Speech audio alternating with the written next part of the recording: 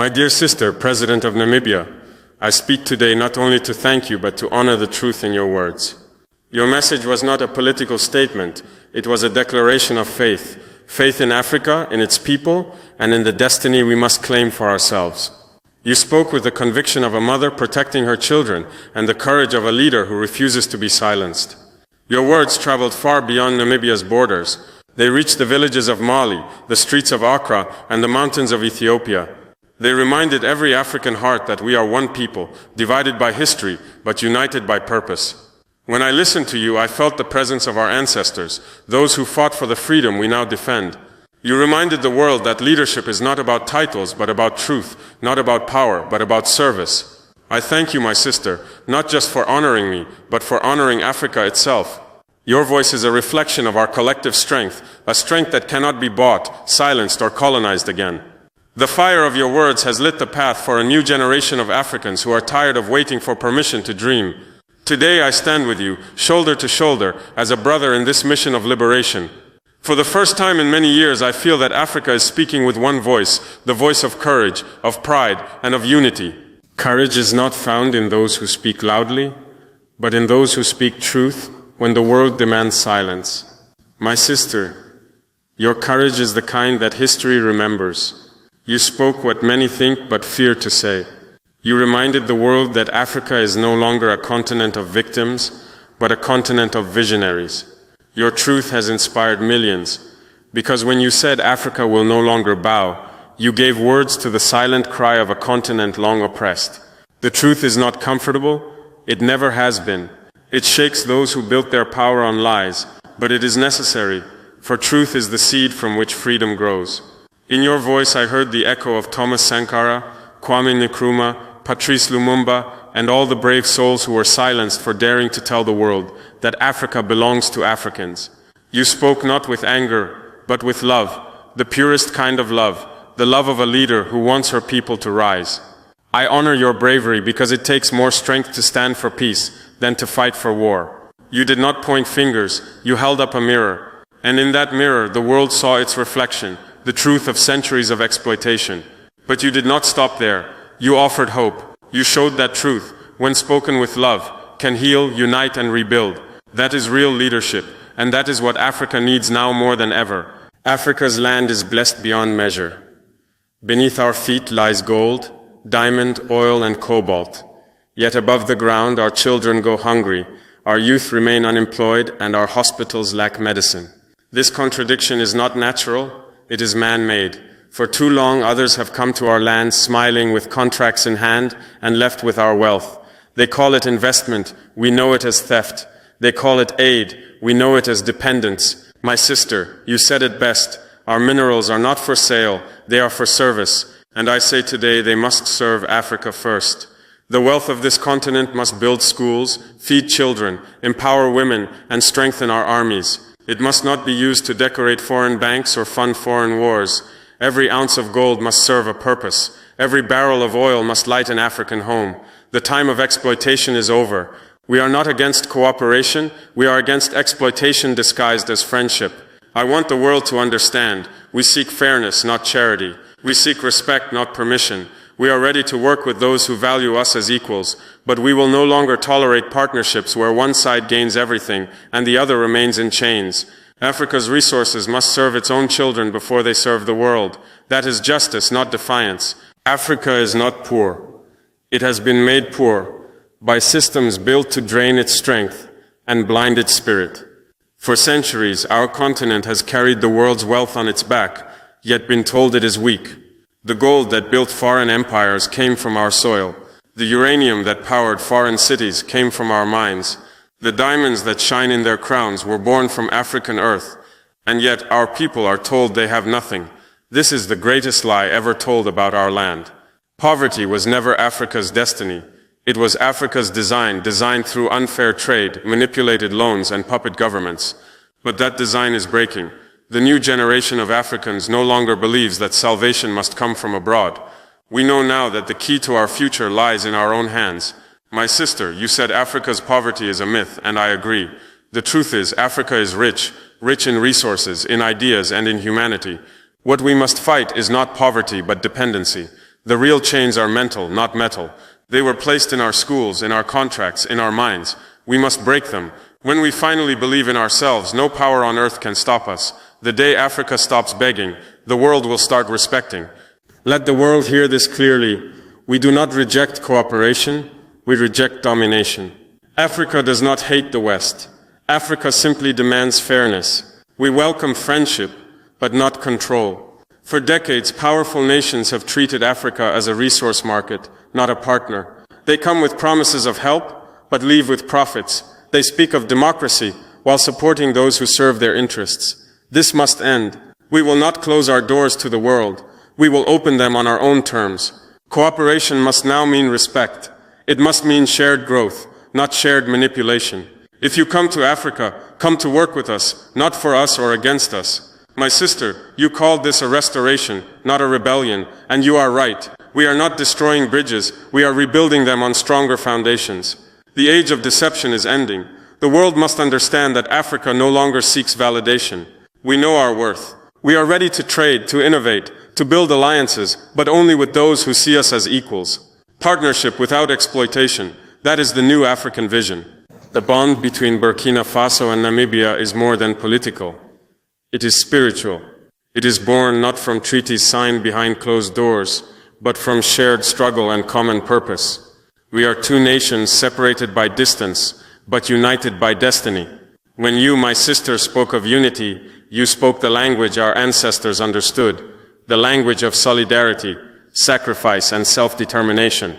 Our two nations now stand side by side as the embodiment of Africa's awakening. We are proving to the world that African nations can trust each other, trade with each other, and defend each other without foreign interference. We are building a new type of partnership, one that values integrity over influence and brotherhood over bureaucracy. Together, we will train our armies to protect not just our borders, but our people's future.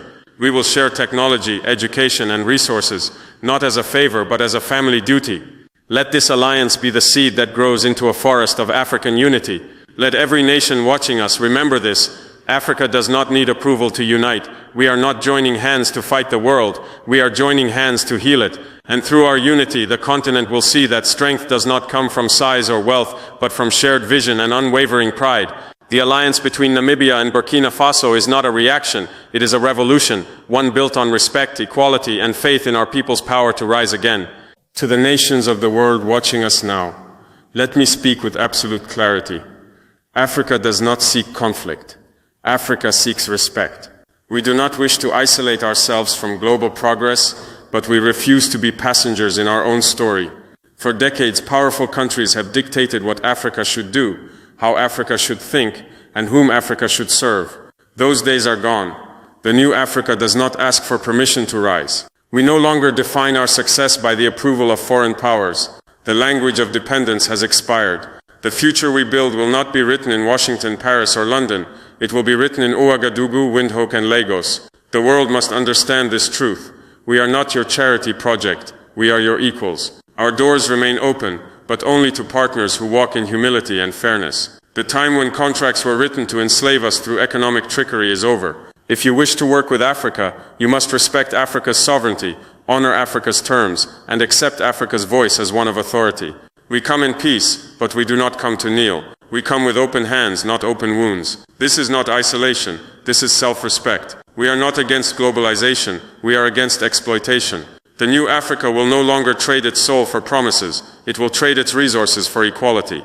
Those who cannot respect that balance will find no place in this new dawn. The Namibian president was right when she said, "This is not rebellion. This is restoration." And I echo her words with pride. We are not rebelling against the world. We are reclaiming what has always belonged to us, our identity, our dignity, and our right to stand tall. For too long, the narrative of Africa has been written by those who exploited her. They called our resistance aggression and our silence humility. No more. This is not a war against nations. It is a war against systems, systems built to keep Africa weak and dependent. Our mission is not to destroy, it is to rebuild, to restore what colonialism took away, the belief that Africa is enough. This new revolution is not fought with guns or violence, but with knowledge, unity, and moral courage. The classroom is now our battlefield. The student is now our soldier. The teacher is now our general. We will fight with education, with innovation, and with discipline. Africa's rebellion is not against the world, it is against hopelessness. When we build our own factories, refine our own gold, and write our own policies, we are not defying anyone, we are defining ourselves. This restoration is the greatest act of peace Africa has ever led. Because peace without dignity is submission, and we have chosen dignity. The world must understand this. Africa is not angry, Africa is awake. To my fellow African leaders, I speak from both experience and conviction. The time for fear is over. For too long we have led with hesitation, worried more about the approval of outsiders than the welfare of our people. That era must end. Leadership is not about comfort, it is about conscience. If your decisions make the powerful uncomfortable, but uplift your people, then you are leading. If your choices win applause abroad but cause hunger at home, then you are serving the wrong master. My message to you is simple.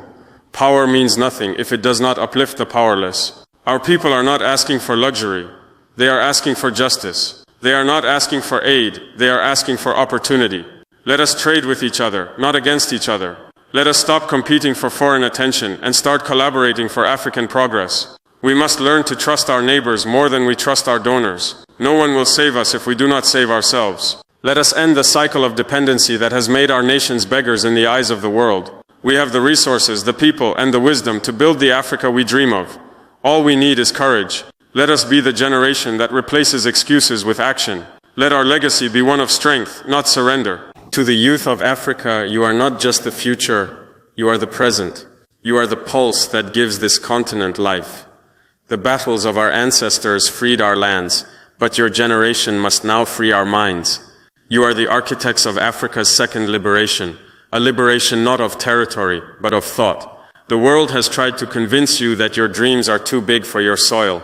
That is a lie. Africa is big enough for every dream you carry. You must fight not with hatred, but with knowledge, not with violence, but with vision. Build with your hands, create with your minds, and lead with your hearts.